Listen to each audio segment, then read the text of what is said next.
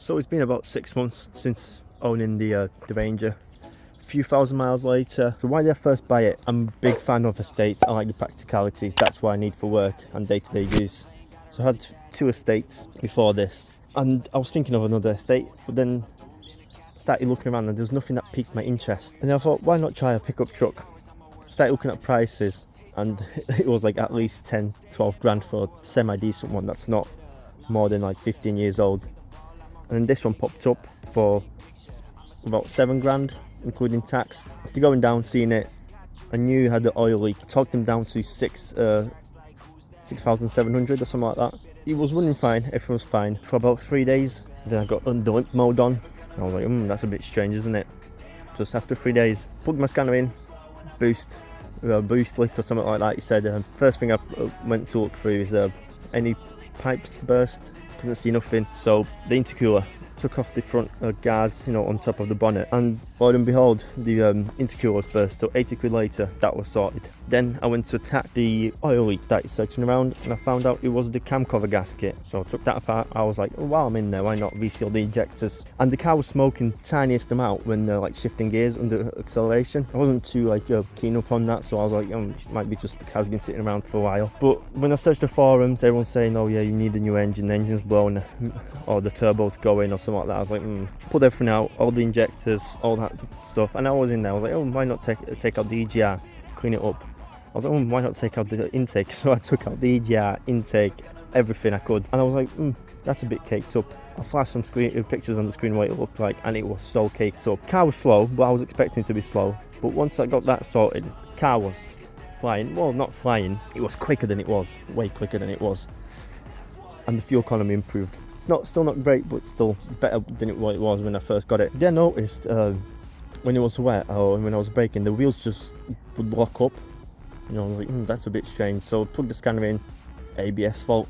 I was like, that's not good, is it? Started chasing it down. It said the rear passenger side sensor's got a problem, so I replaced that. That was only like 8 quid, and it was so super easy to replace. Still the issue. So chased the wires down and I found a frayed wire, so cut that out, soldered it back together. Always good. But the sneaky seller knew about this, and instead of fixing the problem, they put a piece of tape over the light in the cluster.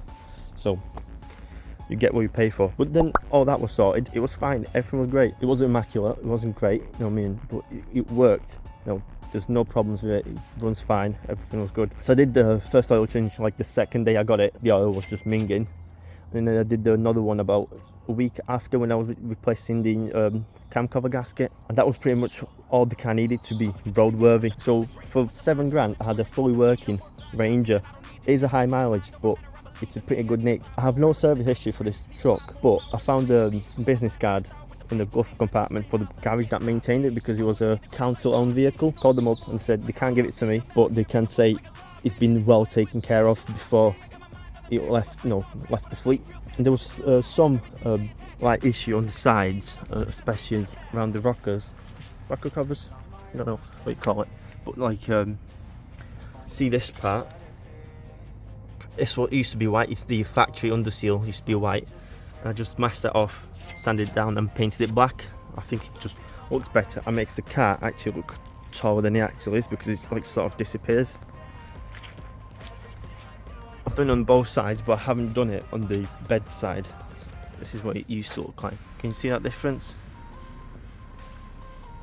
The wheels were super rusty, so I just decided to paint them real quick. It's not great paint job. I should have did a better job at masking them up, but at least they're not rusty. The headlights were very poor, very poor. So, and they're kind of yellowish. So I decided to polish them up. Searched around for polishing stuff. You can get loads of different kits. I've tried them on my previous car. They didn't really work, but I decided to give a new brand a go, which was super cheap compared to everything else, and it's from K2. And honestly, it's probably one of the best things I've ever tried. It works too well, I would say. You do need to clear coat them after, or they'll go yellow again after a few months. So the headlights were atrocious. Once I've polished them out, I have tried different bulbs. Watched the previous video that goes into in depth of what I've tried. And I'm sticking with those Novisite bulbs for now. I've ended up buying more stuff from K2 because I was so happy with the results. It's a Polish-based company, and I've ordered everything from Autodoc. I'm not affiliated with anyone, but I'll put a link in the description for my referral link. If you sign up through that, I get 10 quid, you get 10 quid on the website to spend. And you can buy loads of accessories, car parts, everything. Shipping's like really good. I've bought parts from them before, and you get parts within 3 days delivered. After all that was done, I decided why not spruce it up a bit, make it look a bit less puff spec. So first thing I've bought was the headlight surrounds. They're from XL Customs, as well as for the back. At first I wasn't really keen on them, but they're sort of grown on me. They look like sort of like the car's got a black eye. Same thing on the back. They just make it look a bit more rugged. Got these door handle surrounds from Fastlane Styling. I got the wind deflectors because the car has no AC. They help quite a bit, especially on the motorway when you've got windows just slightly open, so you don't get that buffeting inside. Also bought a black badge for the front because the original one was faded, completely faded. There was some rust on this door on the bottom, so I sanded it down, filled it. It was just like surface rust, but and I bought the specific colour for this, which is frozen white, Ford frozen white, and you can see it does not blend in at all. So either I got the wrong colour or it was a bad batch. So I'm going to try looking. My plan is to hopefully paint the front bumper white as well to match the entire car. On the front, the car's got like a lip from factory just there. I've removed that and it gives you like an extra inch ground clearance underneath your bumper. I don't know what that is there. It's just a piece of plastic that is in the way of everything. So here I've painted the tow bar white because it was just a steel bar that all the paint flaked off. I sanded it down, painted it white. I'm most likely going to try and look for a new tailgate because this one's dented. And if anyone's got a lock or knows where I can get a lock for this, please let me know, because I broke mine within like a day of having it.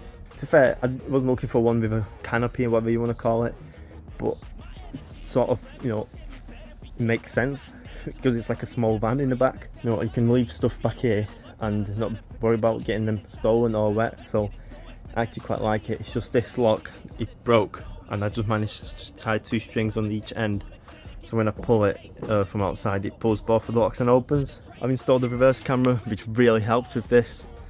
Genuinely, the blind spots on this are insane. I got that hooked up, but it's constantly on, so I can see, especially in traffic merging and on motorway, it really does help. I'll show you down the inside how I've done that. It's pitch black around me, so that's why I can't see nothing, but if I go to the front, you can see, it's pretty good. Got a hardwire kit that I'm going to install in later, so I don't have to have it in the cigarette lighter. That's why another thing I like is it's got 2 sockets, which is quite common for trucks. I've found out. The first thing I actually done on this car is bought this Bluetooth transmitter because the car actually doesn't have Bluetooth. So how it works is you set your own station on there, like I've got set to 88.1, and then you set it on the radio, and you connect your phone to it, and you're creating your own signal. You can also pick up calls, skip songs, everything. So it adds Bluetooth to your car for almost no money. I think it was only like a 10 quid. So here's the glorious 2.2 engine. I wasn't planning of getting this one. The 3.2s are way more expensive, and this one's, it does the job. It's obviously slower than the bigger engine, but I think it's plenty quick enough for what I need it for. And I used Vedex stuff. Didn't really much, for the injectors to clean them up. Didn't really do much. Then last month I tried the K2 stuff, and that made an improvement. The car feels more lively, and I haven't refilled since then, so I'll probably flash down the screen of what sort of fuel economy improvement, if it did any at all. That brings me on to the things I like about this car. This engine is so easy to work on. I was so surprised how easy it is to work on. There's plenty of space around everything. Parts aren't easy to get. I would say they weren't that cheap, but they're not stupid expensive. But overall, they seem to be reliable engines. They just get a bad name because they are run on tight budget, or they just don't get maintained properly. There is not really a point doing anything to the engine. There is power wise, that's pretty much at the top unless you really go into the in-depth. You can get like intakes and stuff like that, but they don't really do much difference. The remap only gives you like extra 10 horsepower, which is like only like 5% or something like that. So it's not really worth doing a remap, but I might just do it for the fun of it, see if it actually makes any difference. Because some say it will actually improve the fuel economy, because these were designed on the B8 diesel. Now we're on what, B10, B9, B10? Oh, I'm not sure. So it will just improve the fuel economy. So I might look into that, how much that costs. Another thing I really like is the seats. They're surprisingly comfy. They're spacious. You can easily get an adult in the back of here. They need a good hoover because I've been using the car for work. But there's loads of hidden storage, so there's some there underneath the seats. I just hope they were connected. Got some bits and bobs like first aid kit, spare bulbs, you know, high vis and stuff like that. But it took me like 2 weeks of owning it to realise there's another tab up here which you can pull. There's more storage back here. So I've got fire extinguisher, breaker bar, truck, jack, bog roll obviously. So you've got quite a lot of stuff here for all your little bits and bobs. I've got tyre inflator back there. In the front you've got obviously your cubby there and your glove compartment and the door cards, which are actually quite big. Very simple, everything's very simple. Literally, there's, apart from the radio, you've got a hill descent button and traction control button, that's it. There's no electronics apart from that. It has a hill start, which I like. She does about 25 to 32 miles per gallon, which is not great, but it's not bad. And I do a lot of city driving, so take that with a pinch of salt. The newer ones, obviously the bi-turbo ones, do much better on the fuel, but they are, what I've seen, they're nowhere near as reliable as these engines. They got their own problems with DPFs, EGRs. Next, I'm definitely going to try and get new tyres, maybe even with wheels if someone's selling them on cheap. Because these tyres, they're not old, but they're obviously not the best. Then I'll get alignment done as well, because it slides, like pulls to the left, to the right, so I'll get that sorted. I'm not planning on doing anything to the exterior for now. I'm just going to drive it, enjoy it how it is. I'm happy with it now. It drives more like a car once you are used to it. I thought it's going to be more bolty like a van, but I think that's down just to the road tyres. I think if I get some like ATs on it, which I'm planning on to, like all-terrain tyres, it would just get worse. But it drives more like a car than I was expecting. The steering is nice and light, and it gets more comfier the more stuff you have in the back, because obviously it's got leaf springs. It is big, it's 5.3 or 0.4 meters long.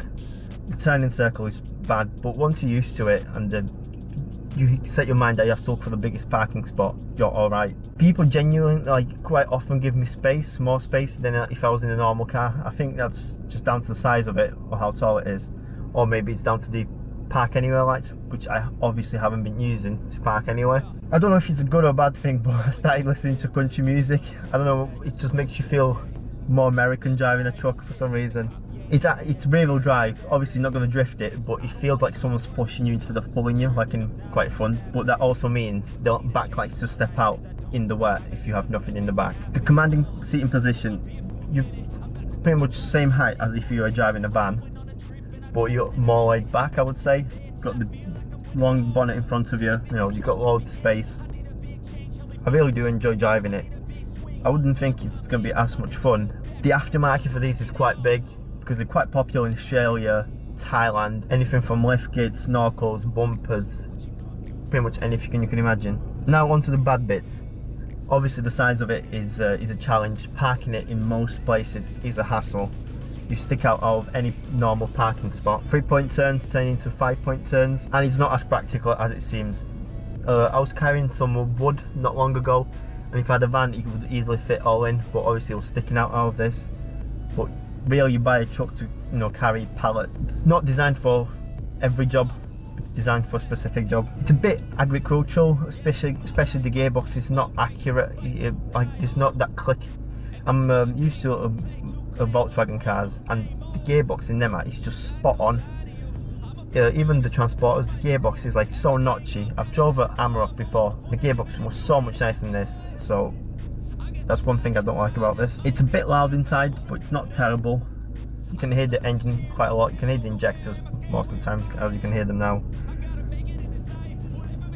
The interior is a bit, you know, plasticky. Obviously it's plasticky, it's just the bottom of the barrel one, but that means it's hard to wear out. Everything's a bit rattly, but you get what you pay for. It is the cheapest one. It's the bottom of the barrel. It's the basic one. It's slow, but it's quick enough. Like, you're not holding up traffic. And after I've done that engine work, which wasn't that difficult to do, you know, the car livened up a bit. Obviously the tyres are going to be expensive for this because of the size of them and the load rating. So normal car or van tyres are looking at 100 quid, 150. Depends what sort of style or, you know, performance you want out of it. So would I buy it again, knowing what I know now? I think I would, especially for this price. I would. Like, I was going into this blinded. I didn't know what I was getting myself into, but now I sort of know what to look out for. I think I got quite lucky with almost no rust on this. Most of them I've seen online, they're quite rusty. I would buy one again, but I would definitely spend a bit more money, get one with especially cruise control and AC, maybe even the auto gearbox. I don't mind the 2.2 engine. The 3.2 is same on fuel, so it's not worse or better on miles per gallon, but it's obviously much quicker. But they are way more expensive to insure, way more. This one being the POF spec, it's cheaper to insure because these get stolen quite a bit. I got a tracker I put inside this one, but obviously the higher range ones, like Wild Track or limited ones, do get stolen and broken up for parts. So I think that's why this one is cheap on insurance. So if you have any questions, post in the comments below. I'll see you in the next one. I'll try to be more consistent with the uploads, but the work's lately has been quite hectic.